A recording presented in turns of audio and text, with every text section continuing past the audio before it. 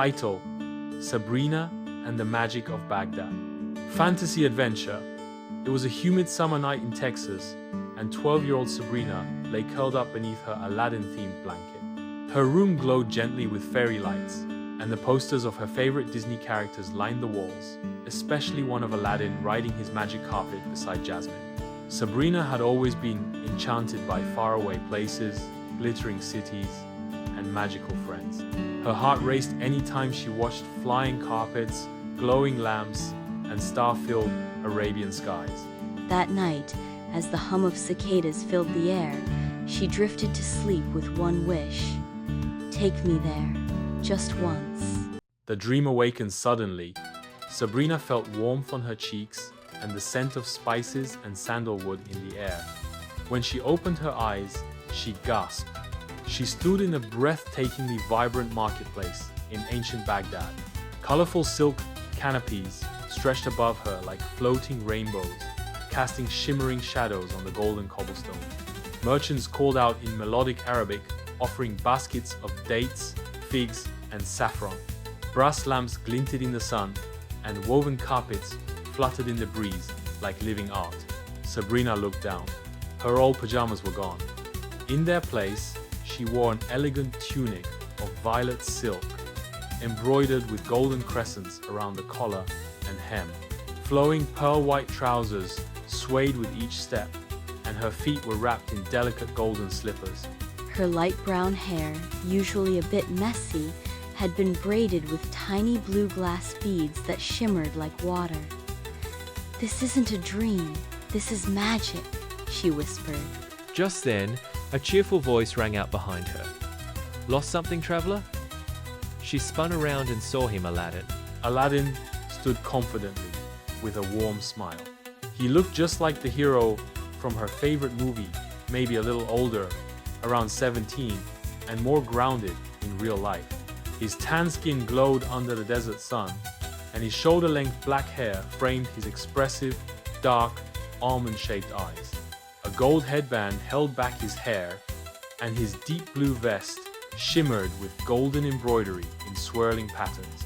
His white hair and pants were cinched neatly at the ankles, and he carried a small satchel and a curved dagger tucked into a silk sash.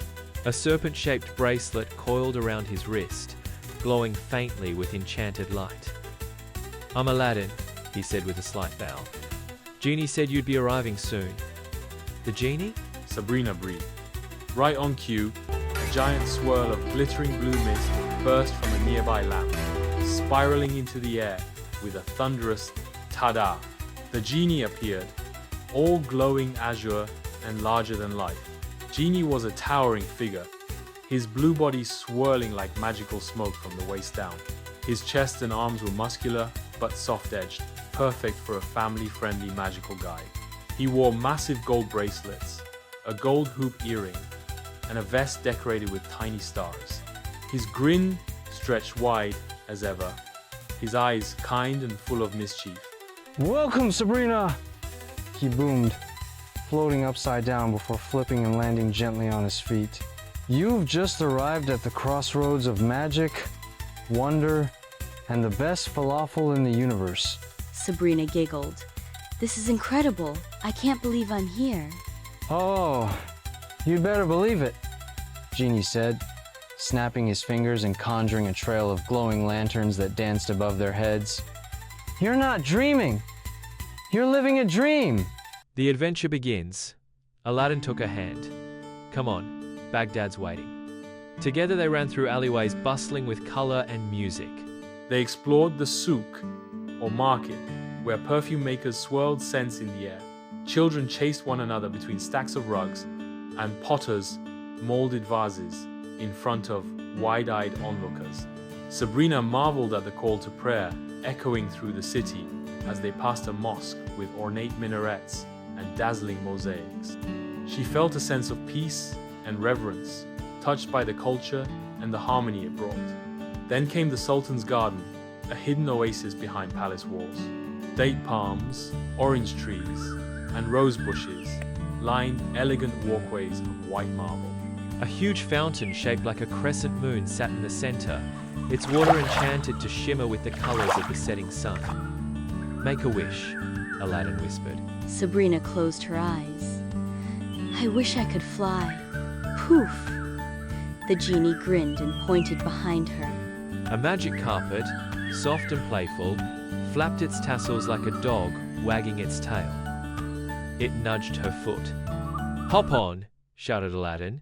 Together, they soared above Baghdad as the sky blazed with amber and violet. The domes and towers of the city glowed with lamplight. Sabrina held tight to the carpet, the wind in her hair, her eyes shining.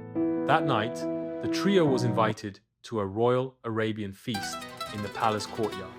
Low tables were covered in dishes of roasted lamb, stuffed grape leaves, honey-glazed pastries, and bowls of fresh pomegranate seeds. Sabrina learned to eat with her hands, how to sit on cushions like a local, and how to say shukran, thank you, and marhaba, hello. She watched as dancers spun like whirlwinds, their dresses embroidered with thousands of tiny mirrors. Musicians played the oud and tabla, creating rhythms that made her want to dance too. "You fit right in," Aladdin said with a smile. "I've never felt more alive," she replied. The sand fox incident. Just as dessert was being served, a mountain of baklava and saffron ice cream, the genie popped in, looking frazzled. Okay, minor hiccup, he said. There's a naughty little sand fox on the loose. It's stolen half of the Sultan's date stash. We need a clever hero or heroine. Sabrina's eyes lit up. Let's go! They chased the sand fox through the labyrinthine alleys of the city. The fox was tiny, fuzzy, and mischievous, with golden fur and emerald eyes. It weaved between vendors, knocked over baskets of figs, and made a complete mess of a spice stall, sending cumin and cinnamon clouds into the air. Sabrina leapt over crates, Aladdin slid under market stalls, and Genie, well, he got tangled in a curtain.